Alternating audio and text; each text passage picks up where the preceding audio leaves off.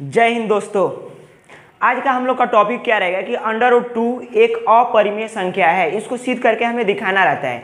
अब बोर्ड की 10वीं क्लास एग्जाम में 5 नंबर के हर हमेशा क्वेश्चन ये पूछा जाता है कि √2 एक अपरिमेय संख्या है, इसको सिद्ध करके दिखाइए। तो आज हम लोग यही क्या करेंगे, सिद्ध करेंगे। एक मरतबा आप देख लीजिए, बार बार देखने की आपका झंझट खत्म हो जाएगा। शुरू से लेकर अंत तक ये वीडियो को आप देखते रहिए। अब देखिए, करा कि सिद्ध करें कि √2 एक अपरिमेय संख्या है। हमको सिद्ध करके बताना है कि √2 एक अपरिमेय संख्या है। अब देखिए, पहले लिखेंगे क्या, हम लोग हल लिखेंगे। हल लिखने के बाद लिखेंगे माना √2 एक परिमेय संख्या है। परिमेय संख्या है, हम लोग इतना लिख रहे, परिमेय संख्या है। अब देखिए, परिमेय संख्या का फॉर्मेट क्या होता है कि वैसी संख्या जिसको P/Q के रूप में लिखा जा सके उसे हम लोग क्या कहते हैं, परिमेय संख्या कहते हैं। यही हमारा परिमेय संख्या का फॉर्मेट होता है, Q = नॉट 0। और जहां P और Q क्या हो, सहभाज्य संख्या हो। अब देख लिए, तो √2 बराबर P/Q हो जाएगा। अब Q = नॉट 0, P एवं Q सहअभाज्य संख्या है। सहअभाज्य संख्या है। अब देखिए, सहअभाज्य संख्या किसको कहते हैं, ये हम लोग देख लेते हैं। सहअभाज्य संख्या वैसी संख्या को कहा जाता है जिसका HCF हमारा 1 आए, उसे सहअभाज्य संख्या कहेंगे। जैसे 5 4 है, अब इसका HCF कितना हो जाएगा, 1 हो जाएगा। जैसे 9 5 है, इसका HCF निकालिएगा तो कितना हो जाएगा, 1 हो जाएगा।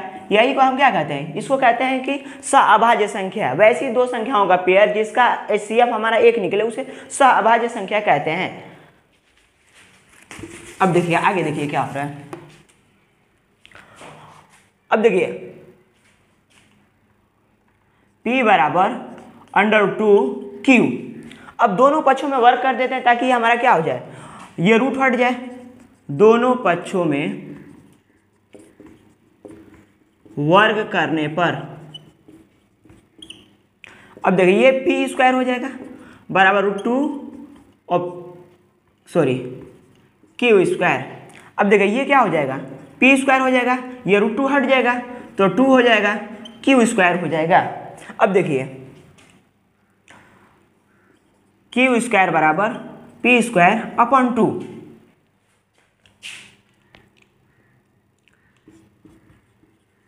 जहां P² 2 पूर्णांक है। क्या पूर्णांक है।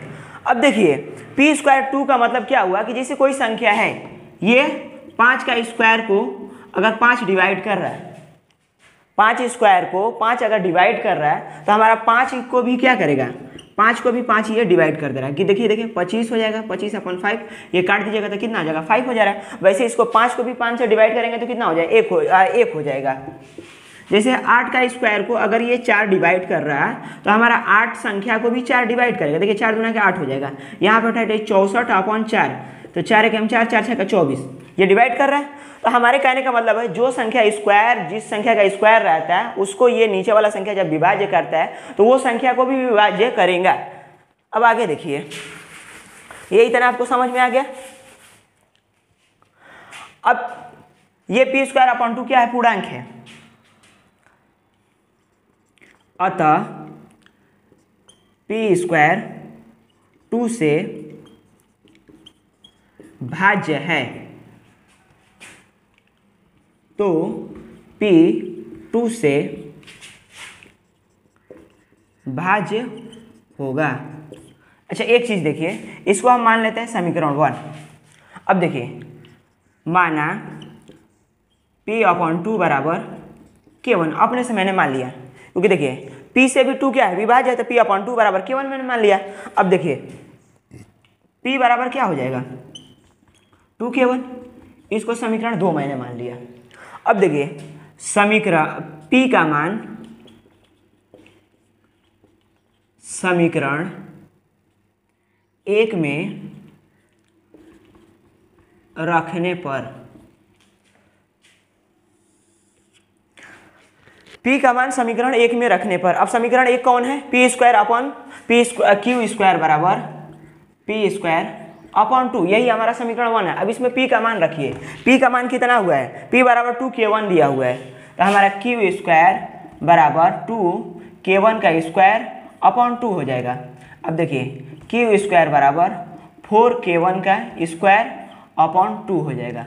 अब 2 दूना के 4 हो जाएगा, तो हमारा क्यू स्क्वायर अपॉन 2 बराबर k1 का स्क्वायर। इसको हम मान लेते हैं समीकरण 3। ठीक, अब इसको मैंने समीकरण 3 मान लिया। अब देखिए यहाँ पे भी वही नियम लगेगा। ये क्या है, ये पूर्णांक है, पी स्क्वायर अपॉन 2 एक क्या है, एक पूर्णांक है। यहाँ पे लिख लीजिए नीचे, जहाँ क्यू स्क्वायर अपॉन 2 पूर्णांक है। अब देखिए यहाँ पे पी स्क्वायर अपॉन 2 विभाज्य कर रहा है, यानी क्यू को भी Q square upon 2, Q square को 2 विभाज्य कर रहा है, तो क्यू को भी क्या करेगा, 2 विभाज्य करेगा। तो हम क्या लिखेंगे, अतः क्यू स्क्वायर 2 से विभाज्य है,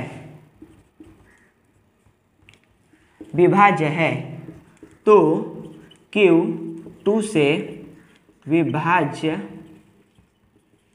होगा। क्या होगा, क्यू से भी विभाज्य होगा। अब देखिए, तो माना क्यू अपॉन 2 बराबर क्या मान लेते हैं, k2 मान लेते हैं। यहाँ पे मैंने k1 माना था, यहाँ पे मैं k2 मान लिया। तब देखिए हमारा निकल के आ गया q बराबर 2k2। ये हमारा समीकरण कौन सा हो जाएगा, ये हमारा चौथा समीकरण हो गया। अब देखिए हमारा अब यहीं से आंसर निकल गया। आप लोग सोच रहे होंगे कि कितना देर से आंसर अभी तक नहीं है। अब यहीं से हमारा आंसर आ गया। अब देखिए p बराबर 2k1 और q बराबर 2k2। यह अभाज्य संख्या नहीं है, क्योंकि p एवं q का दो उभयनिष्ठ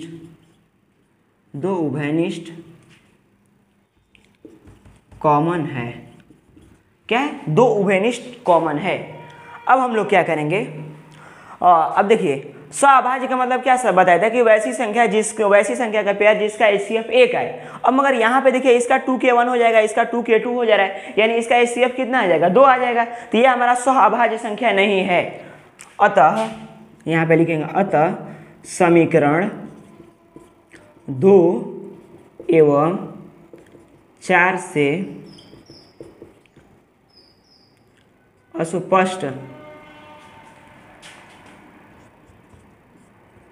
स्पष्ट है कि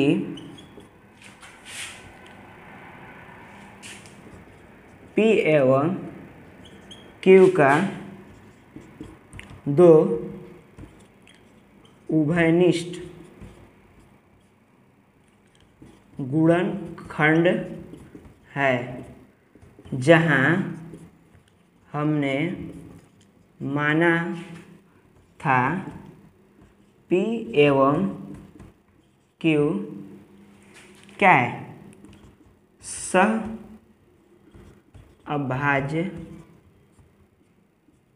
संख्या। असहअभाज्य संख्या हमने क्या किया था, माना था।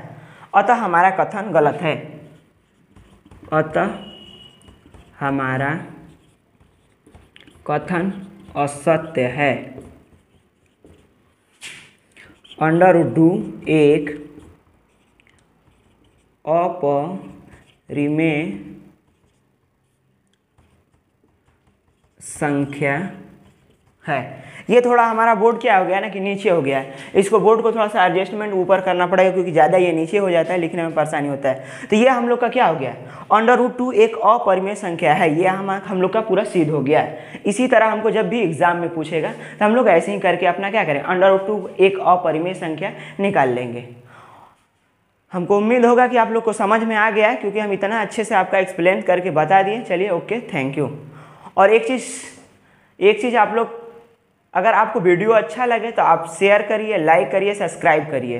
अगर नहीं अच्छा लगे तो आप डिसलाइक भी कर सकते हैं, आपके ऊपर, खुशी के ऊपर है। आपको अगर अच्छा वीडियो लग रहा है तो लाइक करिए, अगर अच्छा वीडियो नहीं लग रहा है तो आप डिसलाइक भी कर सकते हैं, आप स्वतंत्र है। चलिए ओके, थैंक यू, जय हिंद।